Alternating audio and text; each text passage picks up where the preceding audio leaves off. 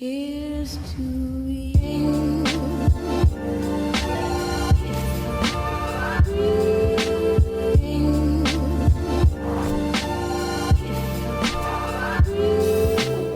Welcome everyone. I'm so happy that I get to be sitting here next to my next guest, one of my mentors, Bernard Bonomo from the global video agency Bonomotion. He also does marine video production. He's been doing this industry for like 10 plus years. And you look just as young as I do. I feel a lot older though. Used to have long hair like you when I got started, but you know, Yeah. try 20 years in this business and see what happens. No, I won't. No, I'm gonna do the best I can with what I got, and Thanks. I'm very grateful that you had the opportunity to sit down and talk to me. I know that you're a very busy person. You were filming a yacht yesterday. You're filming the yacht show. We were filming like 10 yachts yesterday for the Palm Beach International Boat Show. So, yeah, it was a long 12-hour day, but you know, we got to see some of the coolest boats in the world. Yeah, and then you had a wonderful guest hostess. Hostess. Yeah. It's really cool how you've cultivated your skills, and you've gotten to a point in life where you're filming multi-million-dollar yachts. You shot some of the most amazing cars, the boats, the parties. Right. But how did you first start? And Right. Well, thanks, Phil, for having us here. I think it's a great idea, what you're doing, trying to share stories of other entrepreneurs, other business owners with people out there, because, you know, honestly, you go to school, you go to college, you learn about a lot of things that are in the books, but then when you get out in the real world, you find out quickly that things aren't, you know, really that easy, or you can't really prepare for things unless you go out in the world and do it. So I think what you're doing and sharing stories like this and mine and other people in the community is a good idea. So I'm happy for you for that. How I got started was, you know, similar to a lot of people. I mean, I always had a hobby and interest in making videos as a kid.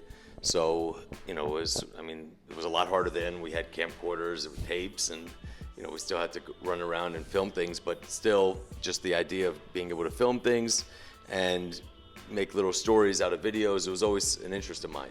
So when I was assigned the class, like in middle school, all right, do a class presentation, everyone brought out the poster boards and did all this stuff. I brought in the AV cart with the VHS tape, and I was like, no, I'm gonna make a little video for my presentation. So ever since I was a kid, I started doing this, and, you know, just kind of carried through high school, got involved with the TV station on campus, and same thing in college. And then kind of after college, did a number of different jobs, but I always was making videos on the side. wow, that's crazy. So was any of your family members into this type of like creativity?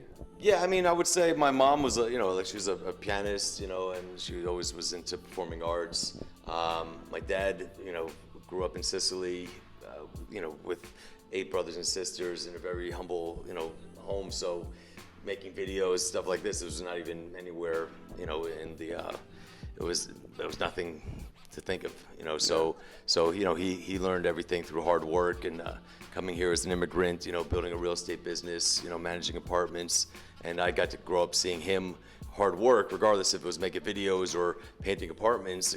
Like, I saw that work and that work ethic that I realized, look, regardless of what I do, you know, that's the kind of hustle and hard discipline work that you have to do to be successful.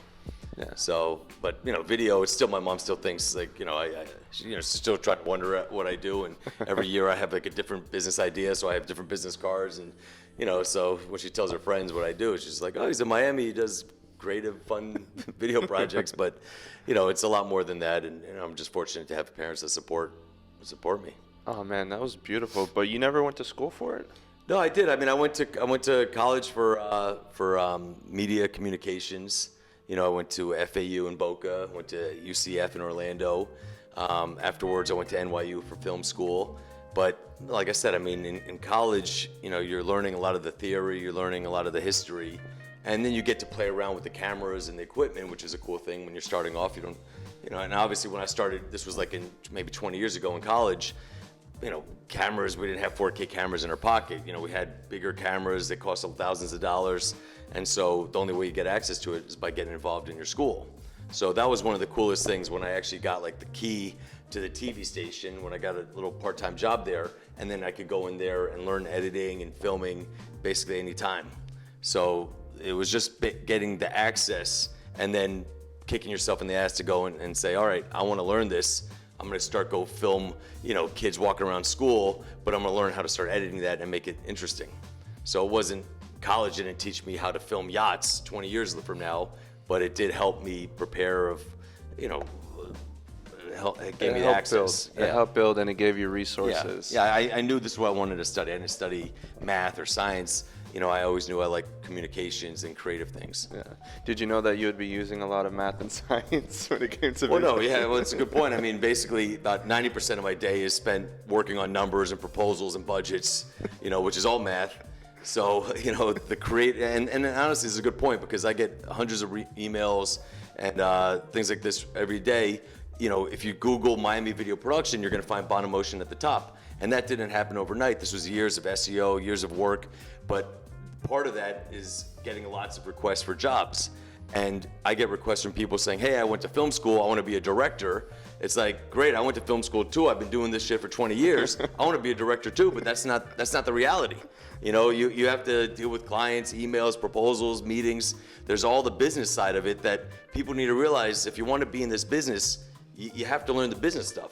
So the only regret I have is I would have minored or taken more business courses, because going out and being creative is not a way to make a living unless you're independently wealthy or you get lucky, like making your first project a hit. Yeah. If you want to be in the business, you got to learn how to deal with clients and pricing yourself, and that's a whole other discussion. We'll leave it which we've talked about many times, and I hope I've helped. We met through a similar friend. So Yeah. we have a friend called Dion Atelier. He owns a boutique on South Beach. Yep. Very wonderful menswear and women's wear. And that's when I remember when I was trying to leave my job and trying to find a purpose, and I was in a moment where I just needed to be around something similar to what I wanted to do, because there's not that much job opportunities in Miami for video. It's usually you have to know someone or been in the industry for years. Yeah. And you've cultivated friendships, you've cultivated opportunities and relationships throughout those years. That's like really wonderful and very inspirational.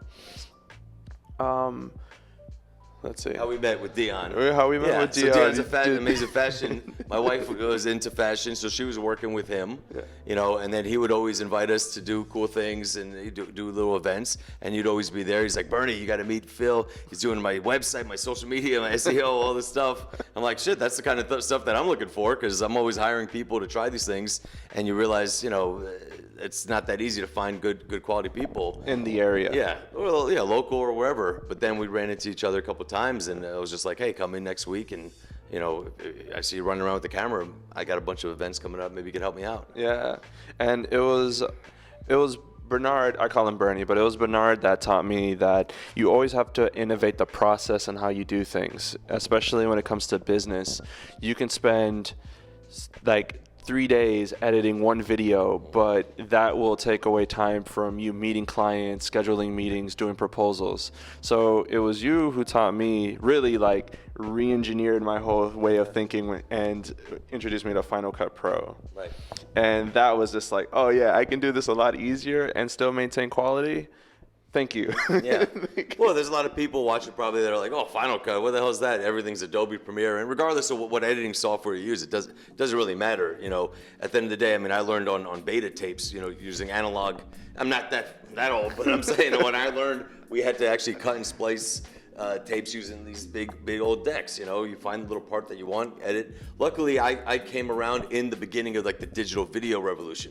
So this was like in the late 90s, early 2000s when things started going digital. So the transfer from tapes to card readers and recording on blank media, like that's within the last like 15 years. So I got to see all of that come around. But moral of the story is, regardless of what system you're editing on, like simplifying the process and then realizing that shoot what you need to edit, and then have that edited in your head beforehand. So almost every project I go to, it's like, yeah, it's nice to have a storyboard, a script. Here's all the shots that we need to do. But nine out of 10 times, you know, like I know if we go and film with 10 cameras, I still know each of those cameras, all those angles, how it's going to look in the final edit. So this kind of helps prevent the time instead of going through and spending days editing one camera, and I spent years learning this stuff.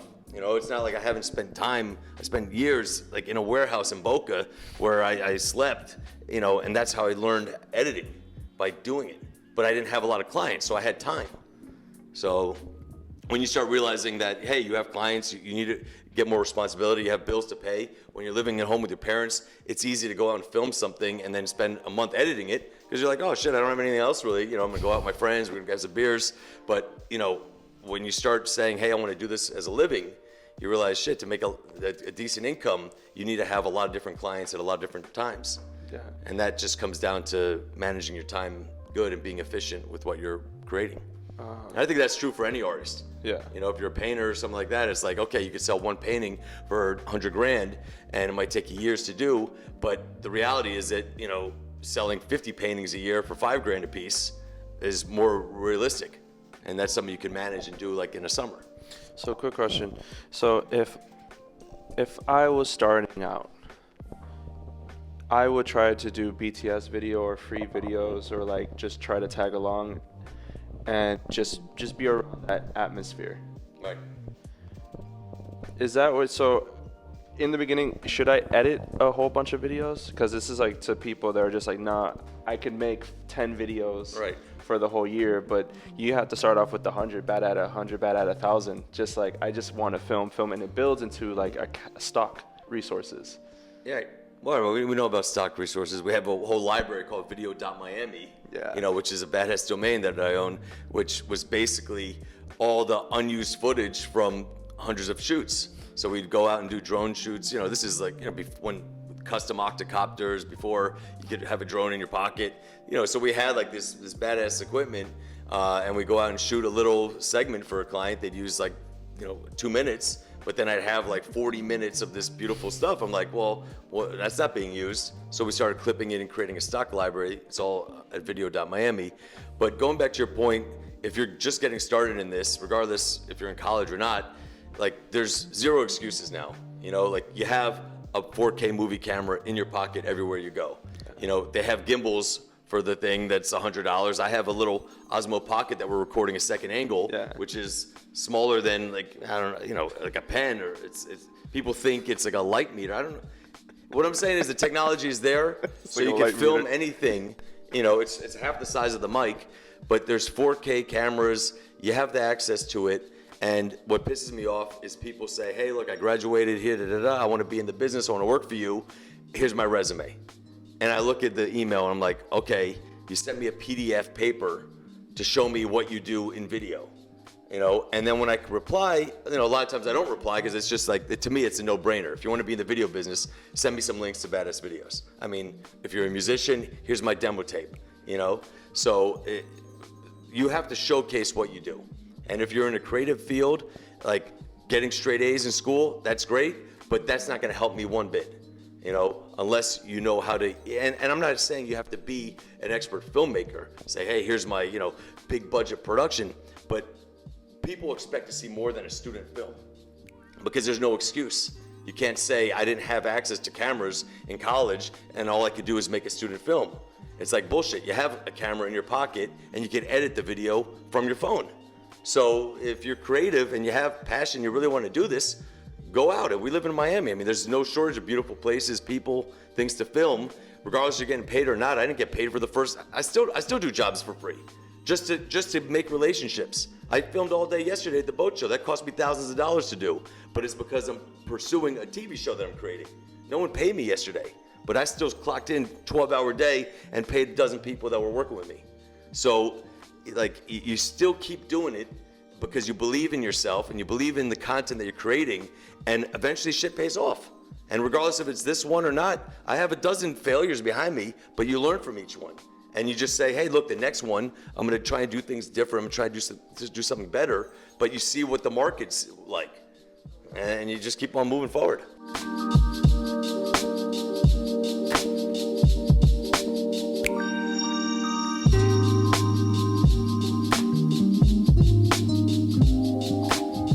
So I hope you guys love this video and the videos that I have been producing. Let's go.